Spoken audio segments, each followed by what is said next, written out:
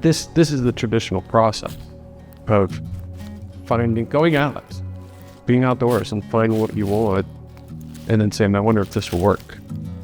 And going through the whole thing and going, yeah, it worked, that's cool. Wow, there's so much material out there. There's so much dirt. And you never really notice it, because when you walk around in the woods, you're looking for animals, you're looking at trees, people look at flowers, people look at streams. Nobody looks at dirt. You just assume it's gonna be there, we're just gonna walk on it. Dirt comes in all kinds of colors. All kinds of colors in dirt. It's a humble medium. We don't think about it. It's dirt, right? We sweep it out of our house. We don't want it. But you can take it and do something with it and go, wow, this is pretty. So Dorodango is an actual Japanese art form. It's sort of like legend on how it started, when it started, but it's basically shiny mud ball.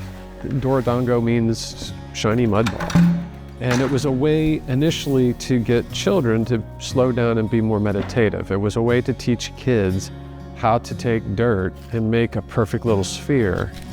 And then what can you do with it to make it more creative? And it sort of blossomed into its own art form.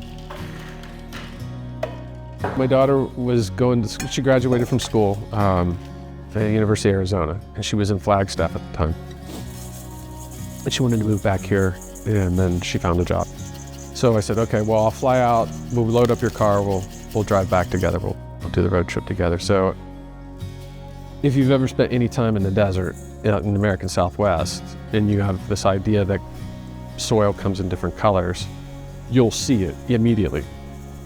You just look at the landscape. Drive through Sedona, drive anywhere out there. It's called the painted desert for a reason, because it's all painted. It looks like somebody painted all these different layers. So as we're driving, I did tell her, I think she was 22, 23 at the time, maybe. I said, okay, here's the deal. You just have to tolerate it, because I will occasionally stop on the side of the road and go scoop up a bunch of dirt. And she was like, okay, that's cool, I get it. That's your thing, right? There are worse hobbies your father could have. So yeah, we're driving through Santa Fe, and I'm like, wow, all this is so blonde, so white.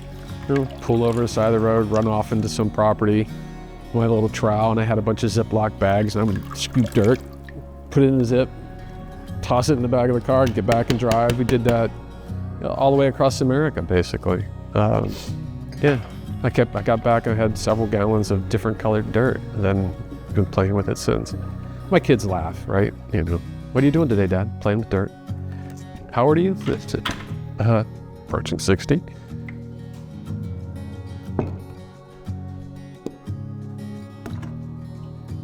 And it's the only art form that I know where there's art in the process of making the material, and there's art in the process of making the final piece, and there's art in the final piece that you make.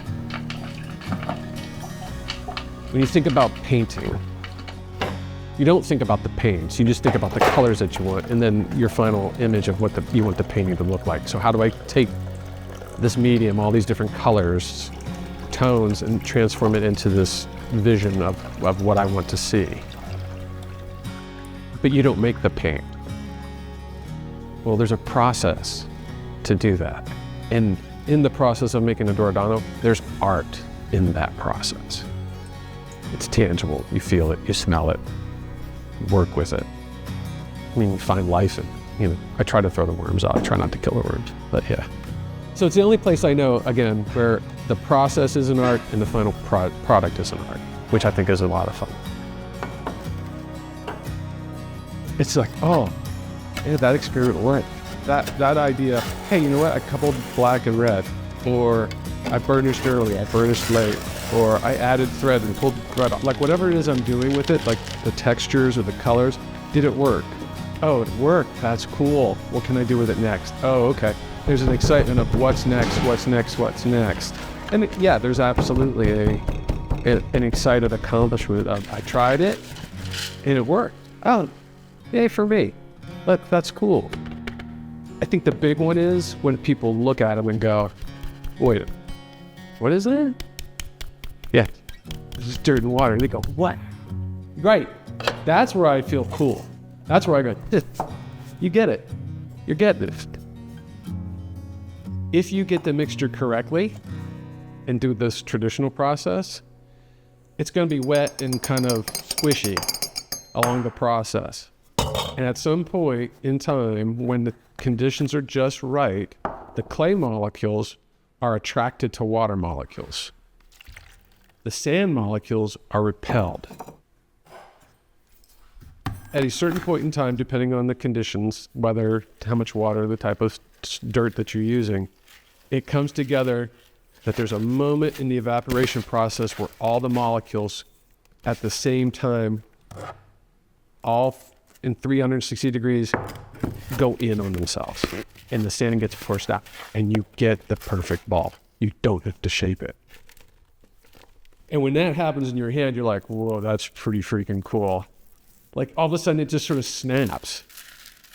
And then you brush the sand right off the top of it. And you go, wow, I don't have to shape this. It did it. It did it itself.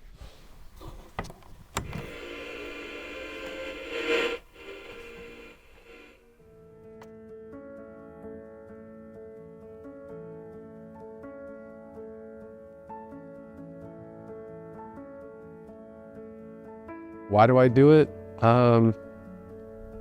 Solely for the purpose of creating something pretty. Really, that's it. It's kind of that simple. Could I talk for days and days about, what's behind it? Sure. How it's linked to time and how it's linked to memories with friends when you go out hiking. Yeah, that's all there. That's all in this little ball of dirt that it took me a week to shine up.